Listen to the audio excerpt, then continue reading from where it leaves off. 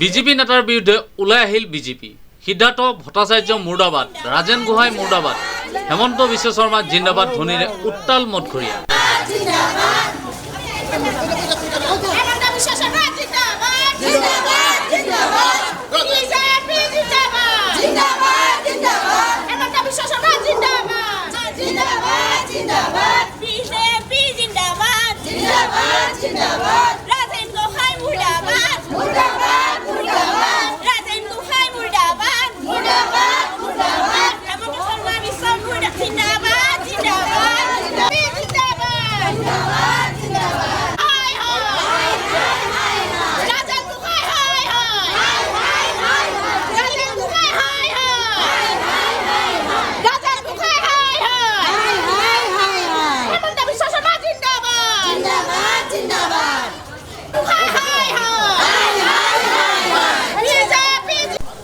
মঠঘৰীয়াত ৰাজেন গোহাঁই আৰু সিদ্ধাৰ্থ ভট্টাচাৰ্যৰ বিৰুদ্ধে প্ৰতিবাদ।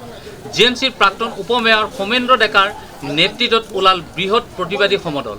ৰাজেন গোহাঁইৰ বিৰুদ্ধে খুব উজাৰি প্ৰতিবাদকাৰীয়ে ক'লে, তেওঁ 4বাৰ মন্ত্ৰী হৈ কি কৰিলে? তেওঁ এজন নিকম্মা মন্ত্ৰী আছিল। পুৰণি বুলি কোনো বিষয় আহিব নোৱাৰে। আগতে বিজেপিত 10,000 কৰ্মী আছিল, এতিয়া 40 লাখ কৰ্মী। কৰ্মী বাঢ়িবলৈ হ'লে নতুন সদস্য আহিবই লাগিব। ৰাজেন গোহাঁইৰ দৰে মানুহে দল দুৰ্বল কৰিব। সিদ্ধাৰ্থ ভট্টাচাৰ্য গুৱাহাটী উন্নয়ন দপ্তৰৰ মন্ত্ৰী হৈ থাকোঁতে কোনো কাম কৰিব পৰা নাছিল। গতিকে ব্যৰ্থ মন্ত্ৰী এজনে লম্ফজম্প কৰা অধিকাৰ নাই।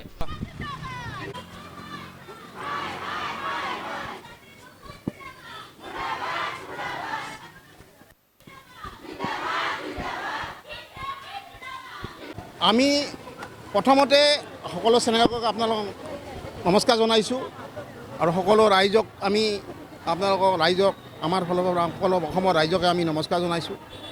অসমত এতিয়া হেমন্ত বিশ্ব শৰ্মাৰ চৰকাৰৰ দিনত বা হেমন্ত বিশ্ব শৰ্মা মুখ্যমন্ত্ৰী হোৱাৰ পিছত এটা গতিশীল মুখ্যমন্ত্ৰীক এজন পুৰণা সাংসদ এজন ৰাজেন গোহাঁই ডাঙৰীয়াই যে আঙুলিটোৱাই প্ৰশ্ন কৰা অধিকাৰ প্ৰথমতে তেখেতে ক'ত পালে? নেত্ৰী আমাৰ বিজয় চক্ৰৱৰ্তীৰ নেতৃত্বত আমি সকলো ৰাইজ আজি যিমান মানুহ গোট খাইছে সকলো ৰাইজে আমি বিজেপিত 10 বছৰ আগতে জইন কৰিছিলোঁ। আৰু বিজয় চক্ৰৱৰ্তীৰ আদৰ্শ নীতিৰ ওপৰত নিৰ্ভৰ কৰি আমাৰ এই অঞ্চলটোত মুখ্যমন্ত্ৰী হেমন্ত বিশ্ব শৰ্মা তেতিয়া PWD মন্ত্ৰী আছিল। আমাৰ এই অঞ্চলটোৰ কাম হেমন্ত বিশ্ব শৰ্মাৰ জৰিয়তে PWD মন্ত্ৰীৰ জৰিয়তে বিজয় চক্ৰৱৰ্তীৰ জৰিয়তে আমাৰ ৰাইজৰ জৰিয়তে গোটেইখিনি কাম আমি কৰি ল'লোঁ। গতিকে আমাক সকলোৱে নেগলেক্ট কৰি আছিল আৰু আমি সকলো ৰাইজৰ কাম আৰু সকলো ৰাস্তা পদূলিৰ কাম আমি বাইদেউ আৰু হেমন্ত বিশ্ব শৰ্মা মন্ত্ৰী থকা PWD মন্ত্ৰী আমি কৰিছোঁ। আৰু আমি দেখিছোঁ হেমন্ত বিশ্ব শৰ্মাই যে কৈছে যে মোক অসমখন ভাৰতৰ 5খন ৰাজ্যৰ ভিতৰত শ্ৰেষ্ঠ ৰাজ্যৰ ভিতৰত মই ৰাখিম। আৰু সেই দেখিছে আপোনালোকে আজি গতিশীল মুখ্যমন্ত্ৰীৰ কথা দেখিছে যে আপুনি ৰাস্তা পদূলি দলং প্ৰত্যেকটা স্কিম আজি প্ৰত্যেকটা গাঁৱতে ৰাস্তা ধুনীয়া ৰাস্তা, কৰাপশ্যন বন্ধ হৈ গৈছে, চাকৰিৰ কোনো কৰাপশ্যন চাৰ্জ নোহোৱা হৈ গ'ল। গতিকে এনেকুৱা মুখ্যমন্ত্ৰীৰ এগেইনষ্টে দুই এষাৰ আঙুলিয়াই তোৱাটো বৰ দুৰ্ভাগ্যজনক। দ্বিতীয় কথা, পুৰণি আৰু নতুন আৰু পুৰণ কি নতুন আৰু পুৰণ? আজিৰ পৰা 15 বছৰ আগতে আমাৰ ৱাৰ্ডত বিজেপি আছিল 10 জন। আমি 10 বছৰ আগতে আমি একেলগে জইন কৰিছোঁ 2000, আজি হয়তো 40,000 হৈছে। গতিকে মানুহবিলাকে কিয় ভাল পাইছে? বিজেপিৰ নীতি আদৰ্শ। আৰু এতিয়া শেহতীয়াভাৱে চব মানুহ বিজেপিত জইন কৰিছে বা চব মানুহ আহিছে। কি কাৰণত আহিছে?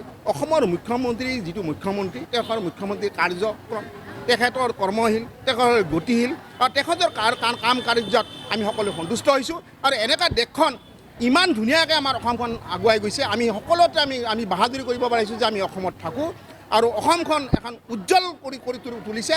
আৰু যিখিনি কাম বাকী আছে আপোনালোকে দেখিছে, চব কিমান ব্ৰিজ কৰিলে, গুৱাহাটীখন কিমান ধুনীয়াকৈ সুন্দৰভাৱে সজাই আছে। গতিকে ইয়াৰ পিছতো আমি আৰু এনেকুৱা মানুহক লগত মোৰ মতে বিজেপি নাথাকাই ভাল। ৰাজেন গোহাঁই বিজেপিৰ পৰা যাব লাগে মোৰ মতে। আৰু যদি এনেকুৱা মানুহ থাকে তেনেহ'লে আমাৰ বিজেপিত নতুন পুৰণিৰ সংঘাতে বিজেপি দলটোক দুৰ্বল কৰিব আৰু এই দুৰ্বল কৰাৰ কাৰণে আমাৰ চৰকাৰটোৰ অলপ অসুবিধা হ'ব। গতিকে সকলো ৰাইজে আমি সকীয়াই দিছোঁ যে এনেকুৱা ৰাজেন গোহাঁইৰ দৰে মানুহ যেন আৰু দ্বিতীয় মানুহ নোলায়।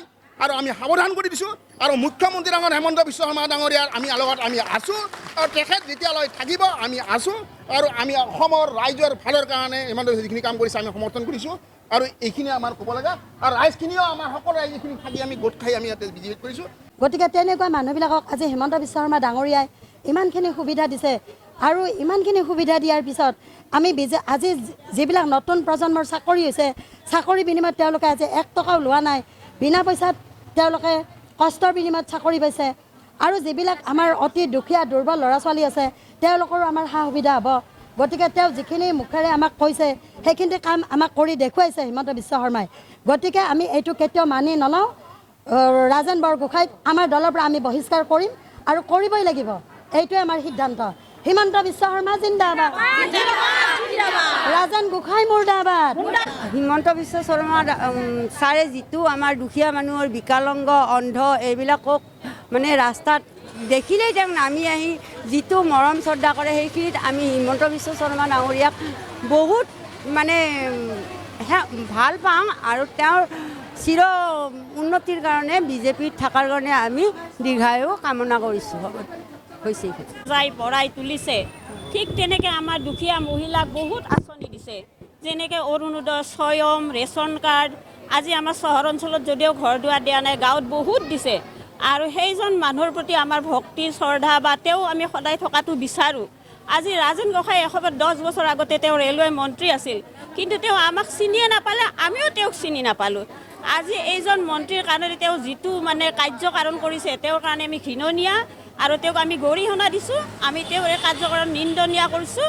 এতিয়া সমস্ত অসমবাসীয়ে আমি হেমন্ত বিশ্ব শৰ্মা ছাইডত আছোঁ আৰু আমাক সদায় হেমন্ত বিশ্ব শৰ্মাক লাগিব। বিজেপি জিন্দাবাদ, জিন্দাবাদ, জিন্দাবাদ।